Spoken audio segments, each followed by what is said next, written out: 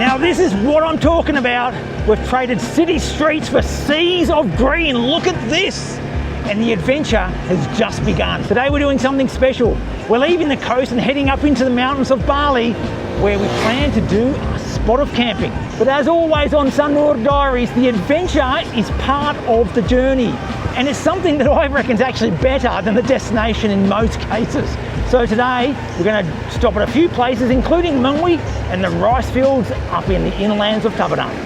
Let's get stuck in. The first place that Susan and I have decided to come to today is Pura Taman Ayun.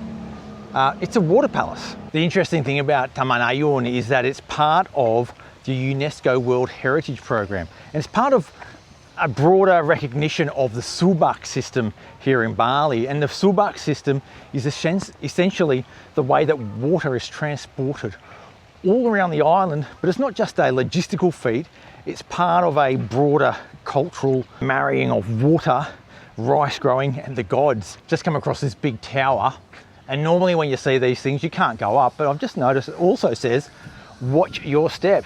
So that's a green light to get up to the top of this thing and see what the view is like from up the top. Oh wow, this is the story. Look at that view. There's a big moat around this whole temple area. Now I'm assuming that's part of the reason this is known as the water temple, as well as being associated with the Subak. Then we have an inner courtyard with an inner moat with some beautiful lily flowers. Lovely, isn't it? That inner courtyard area is only for those people who are going in to pray. Aren't they beautiful? Absolutely beautiful. I've just gone around the back a little bit. I like to sort of poke my head into areas that look a little bit uninteresting and don't have anyone there, just to see if there is anything interesting there. It's a big garden area, which someone's put a lot of effort into. It's quite beautiful, quite shady, quite cool, because today is just blazing hot in Bali, blazing hot. It seems as though the seasons are changing just a little bit. Quite often you'll find that unpopular places are unpopular for a reason, but sometimes they're unpopular for no reason at all. And I just like to confirm with my own eyes if a place is really worth it or not. I don't mind this little place down the back here. I think it's mildly interesting. The trees are beautiful. The path is a bit busted up, so if you have mobility issues, you're in all sorts of trouble. As Bali becomes more modern and busier and busier, spaces like this are going to be absolute gold. These are the places that we're going to retreat to more often and more often. And when we go on day trips, we're going to look for places that have a bit of a natural feel to them. On this side, those lotus flowers are just phenomenal. Phenomenal. They actually give me the creeps. You know the top of a lotus pod, it's got all those little seed holes in there? I find those seed pods, or the holes in the top of that, quite unsettling. I think there's a word for it, for people who are afraid. What's it called, Susan? Something with phobia. Some phobia, someone scared of circles or something like that. I'm not scared of circles, but those lotus pods or lotus things make me feel a little bit uneasy for some reason. Entry to Pura Taman Ayun is 30,000 rupiah for foreigners, 15 for locals. Kitas holders or residents get the local price as well. Literally 100 metres up the road, there's a little place called the Ogoh-Ogoh Bali. Now, I'm not sure anyone really comes here, not anyone, but a lot of people don't come here because they're on some sort of trip where you just go to Taman Ayun. But if you're interested in Ogoh-Ogoh, you can get a look at a lot of them which are displayed here. It's 20,000 rupiah, and I think this on its own is worth coming to. I find it quite spectacular. Oh, look at that. Now, if you don't know about Ogoh-Ogoh, they are the things that are paraded, the beasts, the demons that are paraded the night before Nyepi here in Bali. And these are some fine examples of the Ogoh-Ogoh. Look at that one. That's almost like a Ganesha fighting a big serpent. It actually reminds me that if you are planning a trip to Bali, a really good time to plan a trip is for Nyepi, which is the day of silence, because around that time you can also see the Ogoh-Ogoh, which are just one of the world's most spectacular cultural events. They do have a little guide here who can take you around and explain a few things. Basically, it was explained to me that these Ogoh-Ogoh are from all around Bali. Normally what happens at the end of the parade, these things will be burnt. But what they've done is they've collected a lot of them, which are champions or some of the best ones from all around Bali, not just from this area, and they're presenting them here because as part of Bali's cultural heritage, they ought to be displayed. And I just think it's a wonderful, wonderful museum. I'd actually never heard of it until we wandered upon it today, and I'm glad I did. It's brilliant, brilliant. You've got to come here, especially if you like the Ogoh-Ogoh. I mean, it's just a really good little museum. Okay, so now we've just come out the front to get an Es Teler. This guy is dishing us up an Es Teler. Es Teler is like an iced dessert slash drink. Crushed ice, avocado, a bit of coconut in there, loads of sugar, other bits and pieces of fruit. I think sometimes jackfruit. Biasanya nangka. Nangka ada. I'm just forgetting what the word for jackfruit is. I was about to say semangka, which is watermelon, which sometimes happens. You can hear the ice being shaved down the back, or is that someone with a... Oh, there he goes. I thought it might have been someone with a chainsaw, but no, she's just got an ice crushing machine down there. This guy's from Jakarta, and he's got a nice little store down here, Es Teler 18, out the front of the Ogoh-Ogoh Museum, which is unreal. As I was saying earlier, the weather today in Bali is really hot, really just roasting hot. So much hotter than it was for the past couple of weeks. So it feels like the cool season's starting to sort of wither away and get into a warmer period. The guy who owns the Ogoh-Ogoh is getting me to try out some of his, he's got some little local products. This one is from seaweed, rumput laut. Well, no, it's like a almost like a pork crackling that's wrapped around a nori seaweed thing. They're good. Bapak asli sini? Ya, saya rumah sini.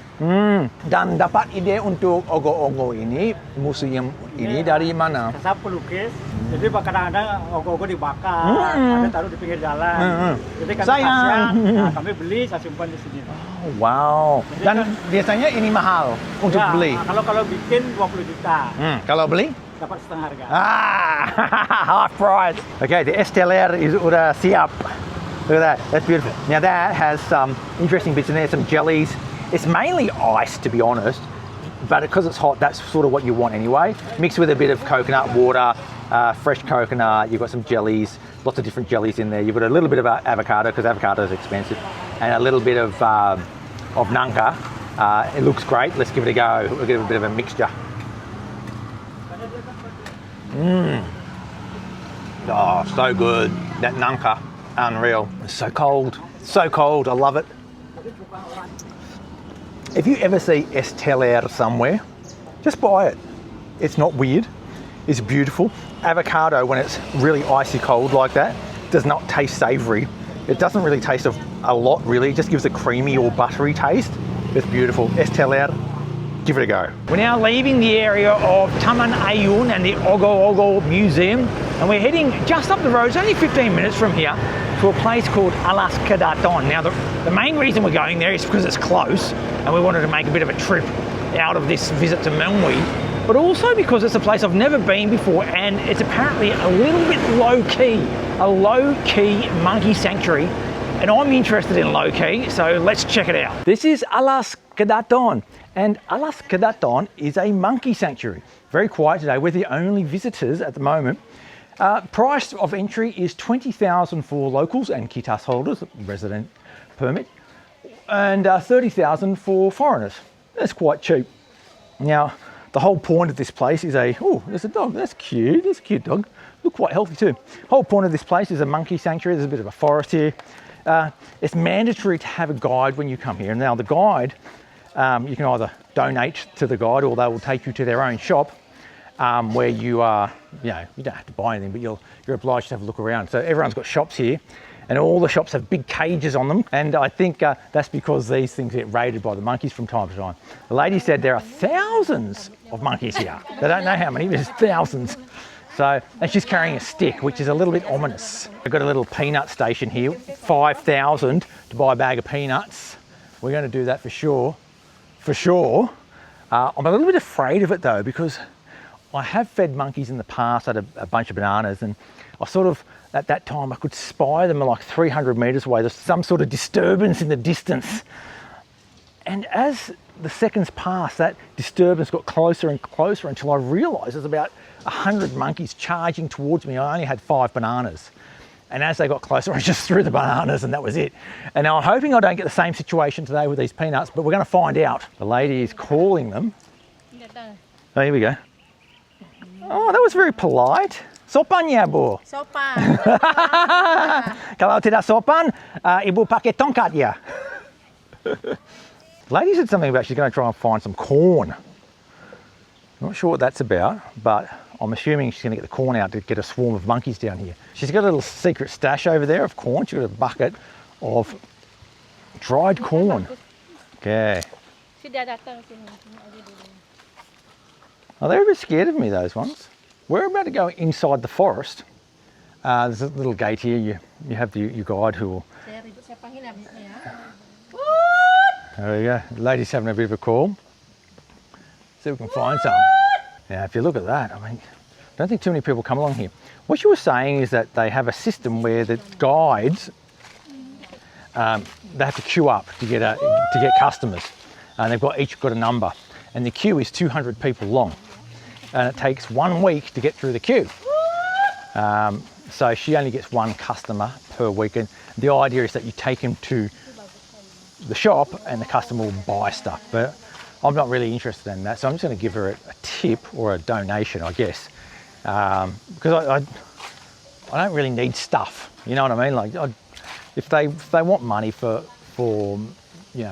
showing us around, I'm okay with that. This is a beautiful forest though. I don't see any monkeys. The guide was also telling us about how it's quite difficult for her doing this job to actually make enough money to send the kids to university. One of them goes to university and it's very expensive. They can still afford it, like they make sure they can afford it. So she makes a lot of chanang sari and sends them to Denpasar, has a little side businesses. So when she's got any spare time, she's trying to earn money. Now that is weird. That looks to be a tiny monkey skull. Like she's specifically, I'm not telling you this so you give me money, I'm just telling you what the story is, which is what I want. I want reality without there being any strings attached, which is interesting because I do feel guilty and I do feel like giving her some money, but I mean, that's not the whole purpose. What's a little bit sad about this place is that the lady was saying that back in the old days, she used to get 4 guests per day. Now she gets 1 per week. And you can see a lot of the shops here, which have been here for about, they've been here for over 25 years, she says. They're all closed now because there just aren't enough tourists here. And she's not sure why there is a reduction in tourism numbers. It's a little bit sad, really. I mean, one of the things that people always have wanted to do is to go and have a look at monkeys in the wild. I mean, these are wild monkeys and they get a bit of food from the guests every now and then, but they're wild monkeys and people love it. Even all down the side, alleyways and everything. I mean, it's vast. The number of shops here is hundreds. Well, there's at least 200, 1 for each person. But it's just incredible how dead it is now. It's really sad, and it's amazing how your fortunes can change when you're chasing tourism. They can be booming at one point and then COVID comes along and destroys everything. She said actually post-COVID it's been terrible. Prior to COVID it was already on the decline, but since COVID it's just never recovered. I just thought I'd make a comment on the whole situation with guides here. It's an interesting little system they've got here. A lot of people, including me, don't like to be guided around the place. You just want to pay your entrance fee and have your own run of the place. And here they make you have a guide. Now, I'm okay with that as well. I actually don't mind local people benefiting from a local tourist attraction. And this is the thing that has a bit of tension in my mind, is that on the one hand, I don't want to do these things. I'm getting smoked out here by someone burning some rubbish. But, on the one hand, I want to go and do this thing on my own, but I do understand that people do need to earn money. Yeah, and I guess that's where the tension is.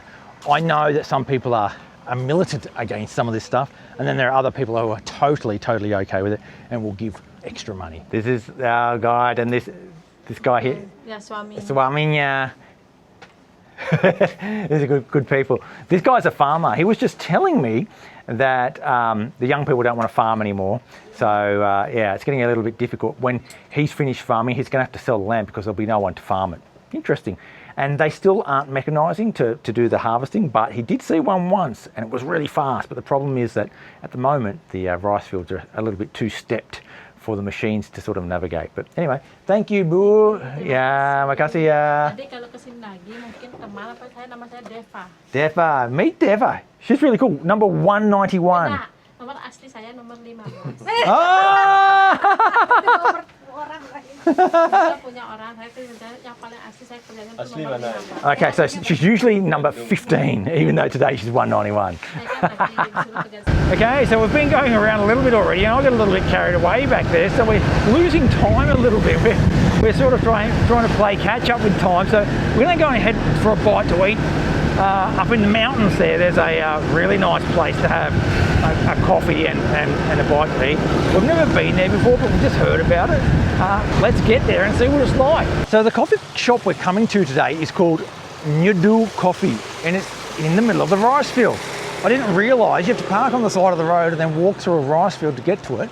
I can already see that we're quite high up. Over in the distance you can see the huge plains of South Bali. It's quite far below us.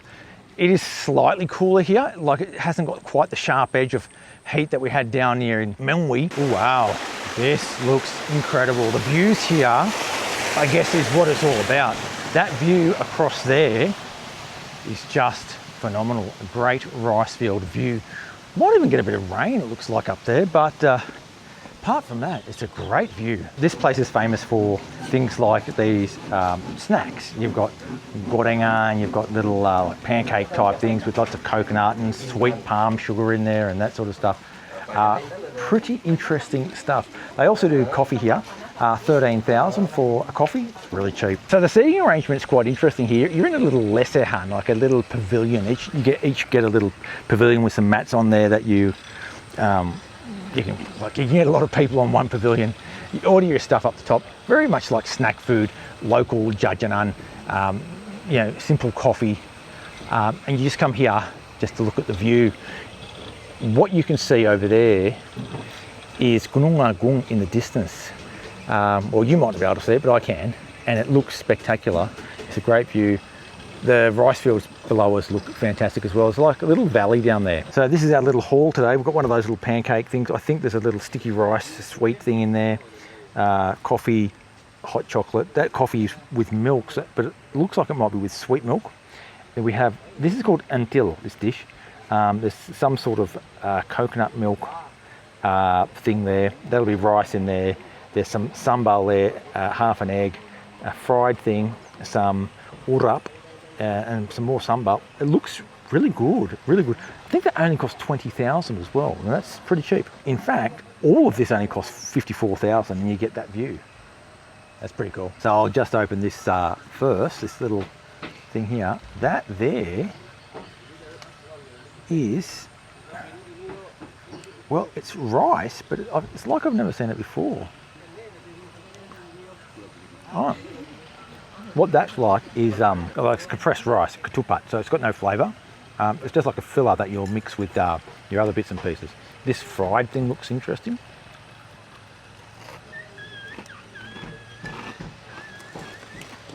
I'll try a bit of that urap.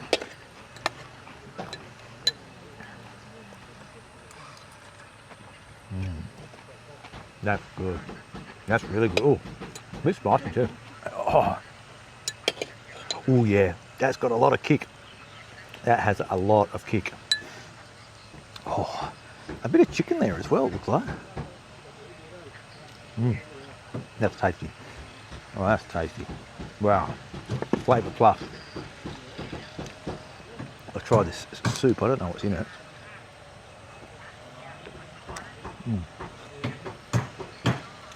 Oh, that's good too. Oh, I don't know if that's got a kick or if it's still me choking on this previous one, which is this stuff, which honestly is so good. So the next thing we've got is a couple of sweet snacks, and they look very interesting. This is a green snack here. So green, some rice thing. Oh, with shredded coconut and palm sugar. Oh, that's good. That's really good. I'll see if I don't know if you can see that on camera. It's like boogies in Indonesia. This next one is a pancake. This pancake's called lak-lak. You might have seen me have one of these before. I've had some, I can't remember where I had it, but I've had one before and I've filmed it. It's got slices of banana, a bit of shredded coconut, and it's a pandan pancake. Wow. That is heavenly. Unreal snacks. As Susan tucks into that spicy meal and I'm having my coffee here, just sort of like to reflect on the sort of journey this is.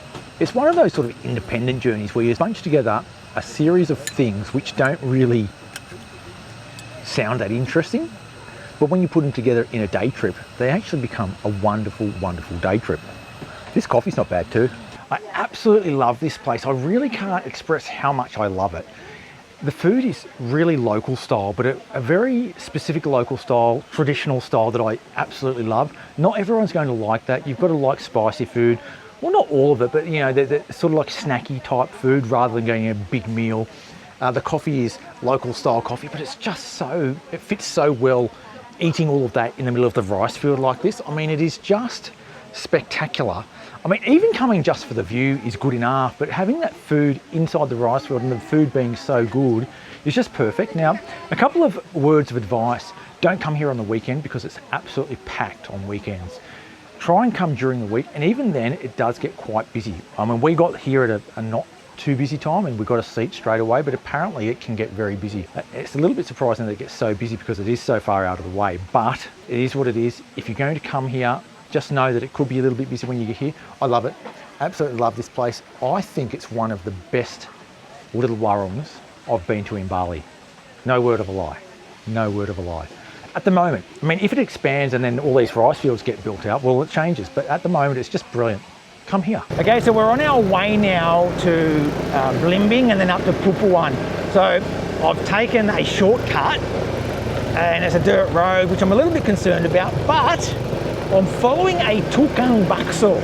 So it can't be too bad. It's not like I'm going into the jungle because this guy must be selling his bakso somewhere around here, I think. That's the theory anyway. But it is beautiful. It is a very beautiful, beautiful area. The real Bali, you know, we always talk about the real Bali. It's a bit of a cliche, but when you find something like this, you really feel it. You feel it. It's not just a visual thing. It's something that's in your soul. I love it. I'm saying goodbye to the tukang bakso. I hope he doesn't turn around. So as we cut across country, we're near a place called Sarin Buana Eco Lodge. And that was run by a couple named Norman and Linda. About 20 years ago I went there. I know one of their sons was doing marketing for them about 5 years because he contacted Susan and I back then. It's a great little area up here. So there were foreigners up here at least 20 years ago. I've noticed a few more foreigner sort of inspired places around as we drive around a little bit, but it still feels very natural, very beautiful up here. A lot cooler down in than down in the lowlands. We are quite close to Mount Batu Karo, and you can actually walk up to the top of it from here. It's a beautiful part of the world.